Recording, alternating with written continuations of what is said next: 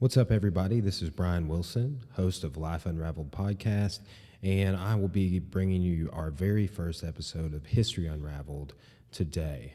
I'm going to be talking about some stuff that I cover in some college level courses that I teach and just some different lectures and content that I go over and am personally interested in and also enjoy studying. So I'm going to be talking with you about ancient Mesopotamia, particularly the geography of Mesopotamia. The geography is very unique. If you know anything about Mesopotamia, you know that it was once the cradle of a very highly complex and a very diverse, religiously speaking, political, social, every aspect, a very diverse civilization. And the geography in this area and the natural resources greatly affect the way that the people live there. And what is most notable, I think, is how it affected how they got along with one another and how they were able to work together and work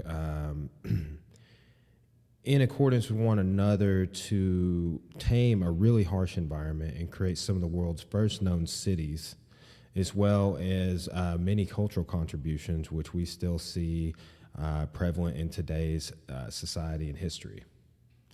So where is Mesopotamia? Mesopotamia is on the Asian continent. It is in a part of southwestern Asia that we refer to today as the Middle East. It's uniquely situated between Europe, Africa, and Asia. It's right in the middle. That's why we call it the Middle East. Mesopotamia is located in a very fertile river valley between two rivers. We'll talk more about those in a second. The Tigris and Euphrates River Valley.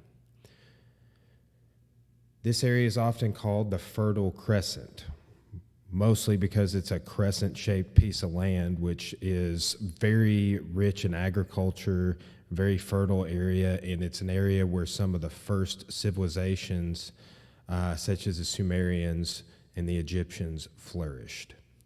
The Fertile Crescent stretches from the Nile River in Egypt to the Tigris and Euphrates River Valley in present-day Iraq. It also includes parts of Israel, Lebanon, Jordan, and Syria. It's thought that the first human beings established small settlements in Mesopotamia during the Paleolithic era, which is the Old Stone Age. Speculations that this occurred around 14,000 BC.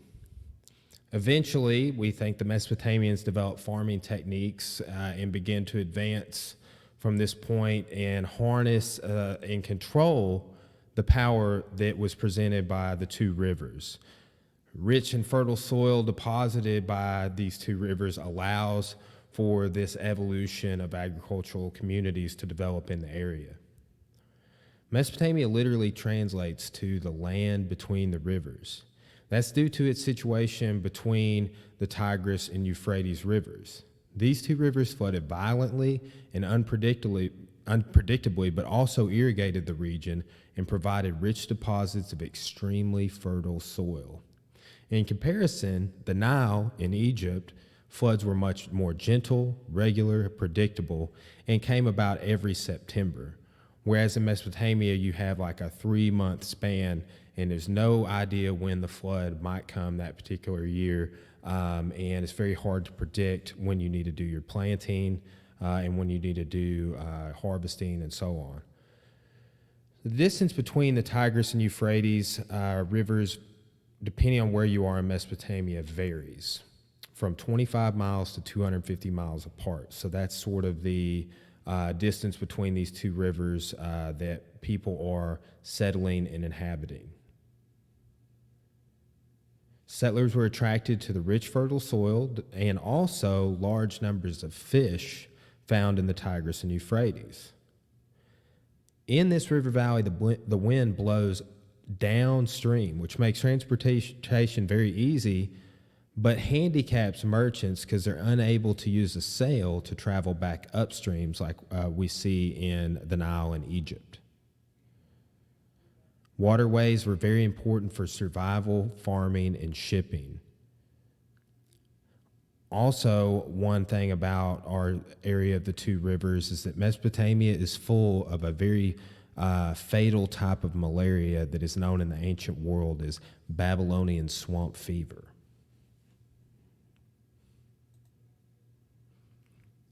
In northern Mesopotamia, you're going to find rolling hills and plains, which eventually turn into the massive Zagros mountain range.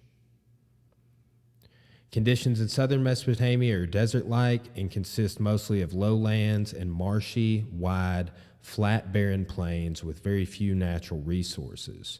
It's for this reason that trade and contact with outside groups was very important for Southerners. In the extreme south, the Tigris and Euphrates unite and empty into the Persian Gulf. There are two major mountain ranges in the region which provide natural resources for settlers in this river valley, as well as rainfall for the rivers. And we'll kind of go into that. The Zagros, which I mentioned previously, is located in the northeast of Mesopotamia, and the Taurus Mountains in the northwest.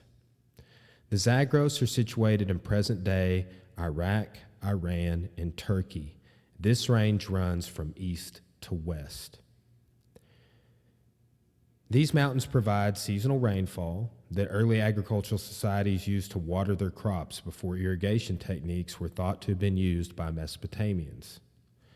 We see the Zagros also providing timber, metal, and stone used for trade and building materials in the river valley. There are no forests in the region until you reach the Zagros Mountains. That's why it's important that these building materials and natural resources were imported from this mountain range. The Taurus Mountains are located above the Mediterranean in modern-day Turkey. This range is the source of water for the Euphrates and Tigris rivers. Melting snows and seasonal rainfall would provide the rivers and streams runoff and create flooding, which would swell the rivers and carry soil and silt to the floodplain. Water overflows onto a floodplain, and this is an area of flat land which borders the riverbanks. The deposits of soil and silt made this land fertile enough for agriculture, and these are the conditions that allow Mesopotamians to be farming and developing agricultural techniques in the area. Most of the metals were imported from the Taurus Mountains. Natural resources in the river valley, you find a lot of mud and clay. These were building materials that were used for mud bricks. Also, you see the development of one of history's first known writing systems with cuneiform, which is a script carved into a damp clay tablet, used a lot for economic transactions. Climate in the region, to the west and south of Mesopotamia is the Arabian Desert. This area has a subtropical climate and is a desolate area which in ancient history is inhabited by tribal pastoral nomads. The area between the rivers has a semi-arid climate. The summers are hot and the area receives less than 10 inches of annual rainfall. The only reason crops grow here is because of the fertile soil and the floodplains. Flooding was violent and unpredictable and usually occurred between April and June. Farmers didn't know when the floods would come, how large they would be, or when the best time to plant their crops would be. So there's periods of drought. This is when river levels are extremely low due to there not being enough snow or rainfall in the mountains, and the crops would fail. Irrigation techniques are thought to have been developed in the area around 6000 BC. Water from the rivers would be funneled by the Mesopotamians to fields via the construction of a canal. So we see Mesopotamians building canals. We also see the construction of dams used to help hold back floodwaters from the Tigris and Euphrates. The few distant mountain ranges and the natural landscape provided minimal protection from outside invasion for the Mesopotamians.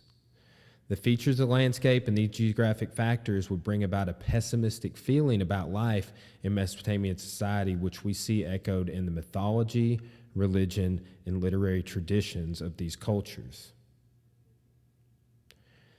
Cultures like the Sumerians, the Akkadians, and the Amorites all thrived in Mesopotamia and learned to cooperate and live with one another in a very challenging environment.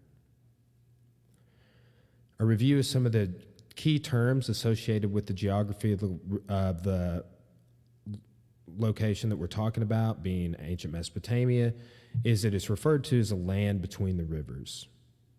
It could be found in an area known as the Fertile Crescent. These two rivers we're talking about are the Tigris and Euphrates.